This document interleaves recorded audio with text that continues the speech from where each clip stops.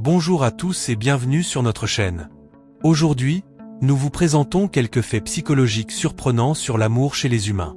L'un des faits les plus intéressants sur la psychologie de l'amour est que les hommes expriment ou montrent leur amour plus rapidement, même si les femmes sont considérées comme plus émotives et plus disposées à tomber amoureuses facilement.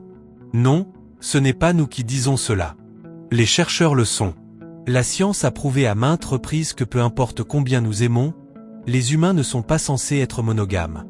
En fait, une étude suggère que les humains ont évolué pour apparaître socialement monogames, car il est plus pratique d'élever des bébés de cette façon.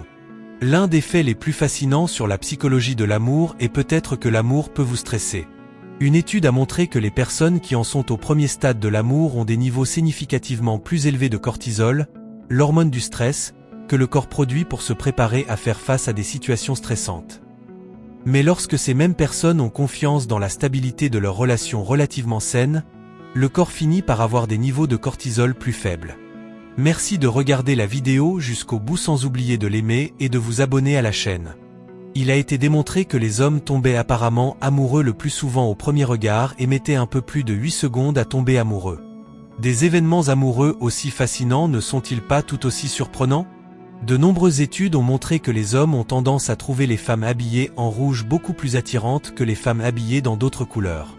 Des recherches récentes ont également apposé leur empreinte sur ce résultat, montrant que le rouge augmente l'attractivité perçue des femmes qui autrement seraient également considérées comme attirantes.